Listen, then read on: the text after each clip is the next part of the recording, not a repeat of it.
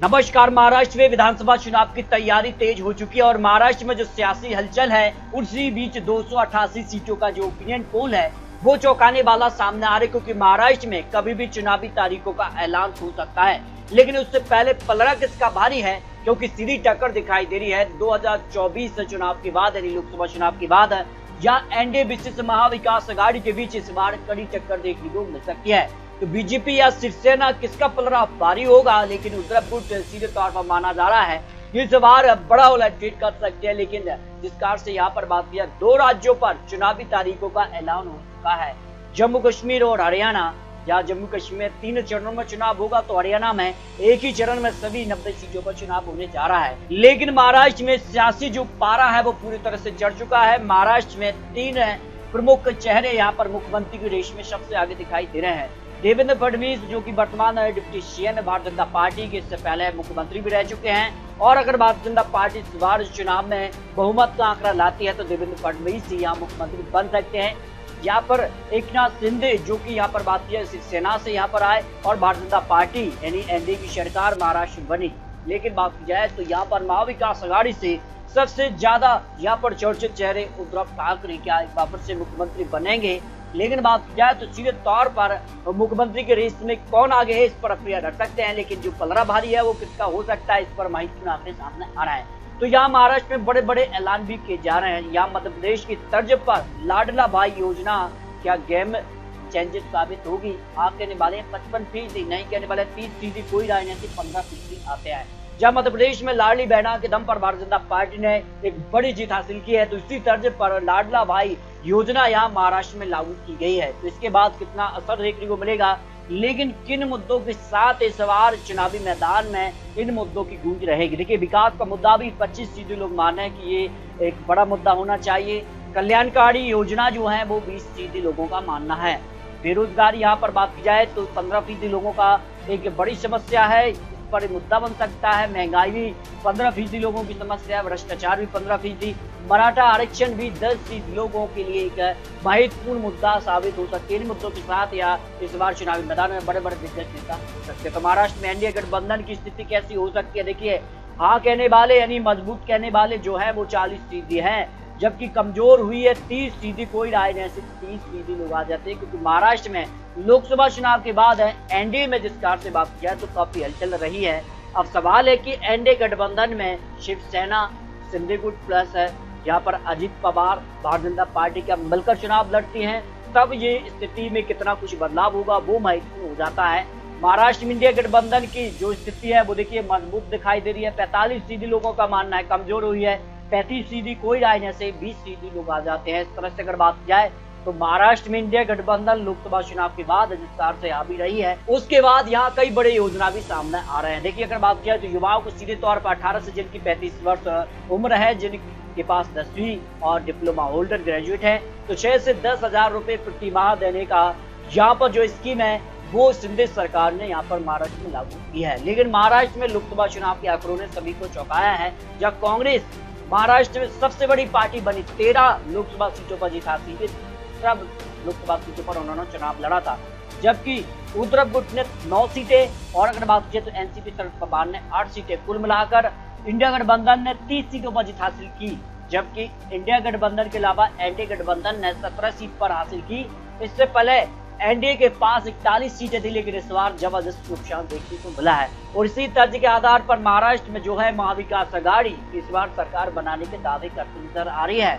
तो कितना कुछ माहौल बदला है और किसके खाते में कितनी सीटें जा सकती हैं, इस पर महाराष्ट्र को लेकर जो नया सर्वे 2024 को लेकर है उसमें कौन आगे दिखाई दे रहा है। जो अनुमान महाराष्ट्र की 288 सीटों पर सामने आ रहा है, तो नागपुर की 10 सीटों की बात की जाए तो एनडीए को 5 सीटें, 5 सीटों पर इंडिया गठबंधन की जीत की संभावना दिखाई दे रही है। एनडीए की अगर बात की तो एनडीए में यहाँ पर भारतीय जनता पार्टी, यहाँ पर शिवसेना, शिंदे गुट और अजित एनसीपी यहाँ पर शामिल है, जबकि इंडिया गठबंधन में शरद पवार, यहाँ पर जो है कांग्रेस पार्टी और उद्धव गुट। इस तरह से अगर बात की तो काफी हलचल दिखाई दे रही है। नासिक की 15 सीटों का जो अनुमान है उसमें एनडीए को 8 सीट, इंडिया गठबंधन 7 सीटें, अन्य के पक्ष में 0 सीट। इसके अलावा बात जा रहा है कि एमएनएस भी यानी जो बात जाए तो काफी महत्वपूर्ण है। इसके अलावा कुछ निर्दलीय भी वो के सब गठबंधन में जाते हैं, वो काफी महत्वपूर्ण हो जाता है। मुंबई उपनगर की 26 विधानसभा सीट की बात किया तो एनडीए को 10 सीटें जाने का अनुमान है। इंडिया गठबंधन को 14 सीटें, 2 सीटें अन्य के पक्ष में भी जाने का अनुमान है। एमएनएस भी शामिल हो सकती है, कुछ निर्दलीय भी यहाँ पर जो है अन्य में शामिल हो जाते हैं। मुंबई सिटी की 10 सीटों में से एनडीए को 4 सीट, तो इंडिया गठबंधन का 6 सीट और अन्य के पक्ष में 0 से 1 सीट का अनुमान यहाँ पर दिखाई दे रहा है। रायगढ़ की 7 में से एनडीए को 3 सीट, तो इंडिया गठबंधन का 4 सीट पर पलड़ा भारी हो सकता है। जो रायगढ़ की 7 विधानसभा सीटों पर अनुमान सामने आ रहा है। महाराष्ट्र में सियासी हलचल काफी बढ़ चुकी है। सतारा की 8 विधानसभा सीट की बात की जाए तो एनडीए को 3 सीटें, इंडिया गठबंधन को 5 सीटें और अन्य के पक्ष में 0-0 सीट की संभावना हो सकती है, जो अनुमान महाराष्ट्र को लेकर सामने आ रहे हैं। वही रत्नागिरी की 6 में से एनडीए को 2 सीटें, तो इंडिया गठबंधन का 4 सीट पर पलड़ा भारी हो सकता है, जो लोकसभा चुनाव के बाद महत्वपूर्ण आंकड़े सामने आ रहे हैं। अब तक 82 सीटों के अनुमान में कौन आगे दिखाई दे रहा है?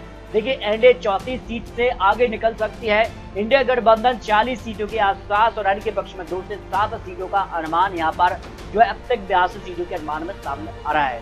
सिंधुदुर्ग की 4 में से एनडीए को 3 सीटें, तो इंडिया गठबंधन का 1 सीट पर पलड़ा भारी हो सकता है, जो महाराष्ट्र को लेकर महत्वपूर्ण आंकड़े सामने आ रहे हैं। बड़ौदा की 4 में से एनडीए 2 सीट, इंडिया गठबंधन की 2 सीट, यानी कांटे की टक्कर यहाँ पर देखने को मिल सकती है, जो महत्वपूर्ण आंकड़े सामने आ रहा है। वही यवतमाल की 8 में से एनडीए को 2 सीटें, इंडिया गठबंधन का 6 सीट पर पलड़ा भारी हो सकता है, जो यवतमाल की 8 विधानसभा सीट पर महत्वपूर्ण और लेटेस्ट अनुमान सामने आ रहा है। अहमदनगर की 12 सीटों में से एनडीए 4 सीट, तो इंडिया गठबंधन का 8 सीट पर पलड़ा भारी हो सकता है, जो महत्वपूर्ण आंकड़े सामने आ रहा है। अब तक महाराष्ट्र को लेकर 120 सीटों के अनुमान में एनडीए को 45 से 60 सीट, तो इंडिया गठबंधन 60 से 70 सीट और अन्य के पक्ष में 2 से 7 सीट का अनुमान यहाँ पर दिखाई दे रहा है। परभनी की 4 में से एनडीए को 2 सीट, तो इंडिया गठबंधन भी 2 सीटों पर कड़ी टक्कर यहाँ पर देखने को मिल सकती है, जो अनुमान महाराष्ट्र को लेकर सामने आ रहे हैं। पुणे की 21 सीटों की अगर बात की जाए तो सीधे तौर पर कड़ी टक्कर यहाँ देखने को मिल सकती है। भाई एनडीए का पलड़ा करीब 9 से ज्यादा सीटों पर भारी नजर आ रहा है, तो इंडिया गठबंधन 10 से 12 सीट और अन्य के पक्ष में करीब 0 से 2 सीटों पर पलड़ा भारी हो सकता है। पुणे में भी काफी हलचल है और जिस कार का माहौल देखने को मिल रहा है, उस लिहाज से यहाँ पर कड़ी टक्कर देखने को मिल सकती है। पालगढ़ की 6 में से एनडीए को 2 सीटें, तो इंडिया गठबंधन का 4 सीट पर पलड़ा भारी हो सकता है। नंदुरबार की 4 में से एनडीए को 2 सीटें, तो इंडिया गठबंधन भी 2 सीटों पर कड़ी टक्कर देखने को मिल सकती है। लातूर की 6 में से एनडीए को 2 सीटें, तो इंडिया गठबंधन का 4 सीट पर पलड़ा भारी हो सकता है। कोल्हापुर की 10 में से एनडीए को 4 सीट, तो इंडिया गठबंधन का 6 सीट पर पलड़ा भारी हो सकता है, जो लेटेस्ट और महत्वपूर्ण आंकड़े निकलकर सामने आ रहे हैं। जलाना की 5 में से एनडीए को 3 सीटें, तो इंडिया गठबंधन 2 सीटों पर भारी नजर आ रहा है। अब तक आंकड़ों में 174 सीटों में से एनडीए को यहाँ पर 69 से 90 सीटें, तो इंडिया गठबंधन करीब 90 से 100 सीटें और अन्य के पक्ष में 2 से 10 सीट का अनुमान महाराष्ट्र को लेकर अनुमान जो सामने आ रहा है। वही हिंगोली की 3 में से एनडीए को 2 सीटें, इंडिया गठबंधन का 1 सीट पर पलड़ा भारी हो सकता है, जो महत्वपूर्ण आंकड़े यहाँ पर निकलकर सामने आ रहे हैं। अगर बात की जाए तो यहाँ पर जलगांव की 11 में से एनडीए को 4 सीट, तो इंडिया गठबंधन का 7 सीट पर पलड़ा भारी हो सकता है, जो लेटेस्ट आंकड़े हैं। इसके अलावा अगर बात की गढ़चिरौली की 3 में से एनडीए को 1 सीट, इंडिया गठबंधन का 2 सीटों पर पलड़ा भारी हो सकता है। जबकि गोंदिया की 4 में से एनडीए को 2 सीट है, तो 2 सीट पर ही इंडिया गठबंधन के बीच कांटे की टक्कर देखने को मिल सकती है।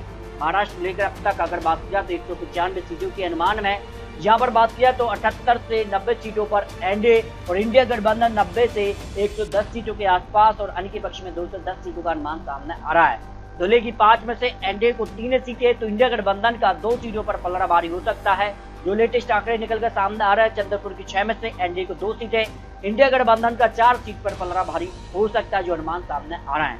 बुल्डाना की 7 में से एनडीए को 2 सीटें, तो इंडिया गठबंधन का 5 सीट पर पलड़ा भारी हो सकता है, जो लेटेस्ट आंकड़े महाराष्ट्र को लेकर लोकसभा चुनाव के बाद है, जिस कार का अनुमान सामने आ रहा है। भंडारा की 3 में से एनडीए को 2 सीटें, तो इंडिया गठबंधन का 1 सीट पर पलड़ा भारी हो सकता है। भीड़ की 6 में से एनडीए को 3 सीट, तो 3 पर ही इंडिया गठबंधन के बीच कांटे की टक्कर देखने को मिल सकती है। अमरावती की 8 में से एनडीए को 3 सीट, तो इंडिया गठबंधन का 5 सीट पर पलड़ा भारी हो सकता है। अकोला की 5 में से एनडीए को 2 सीट, तो इंडिया गठबंधन 3 सीटों पर पलड़ा भारी नजर आ रहा है। इसके अलावा बात की जाए सोलापुर की 8 में से एनडीए को 4 सीट, इंडिया गठबंधन का 3 सीट और 1 सीट अन्य के पक्ष में जाने का अनुमान यहाँ पर दिखाई दे रहा है। औरंगाबाद की 15 सीटों में से एनडीए को 7 सीट, तो इंडिया गठबंधन का 8 सीट पर पलड़ा भारी हो सकता है, जो लेटेस्ट आंकड़े सामने आ रहे हैं। बस इनकी 8 में से एनडीए को 4 सीट पर ही इंडिया गठबंधन के बीच कांटे की टक्कर यहां पर देखने को मिल सकती है। साइन की 14 सीटों में से एनडीए को 8 सीट तो 6 सीट पर इंडिया गठबंधन के बीच कांटे की टक्कर देखने को मिल सकती है। सांगली की 5 में से एनडीए को 2 सीटें, इंडिया गठबंधन का 3 सीट पर पलड़ा भारी हो सकता है। उस्मानाबाद की 2 में से दोनों सीटों पर एनडीए को जीत का अनुमान दिखाई दे रहा है। इस तरह से अगर बात किया तो महाराष्ट्र को लेकर जो लेटेस्ट अनुमान सामने आ रहा है, जो महाराष्ट्र को लेकर लोकसभा चुनाव के बाद बात की जाए तो जिस प्रकार की तैयारी देखने को मिल रही है, उसमें एनडीए को 126 से लेकर 140 सीटों का अनुमान सामने आ रहा है।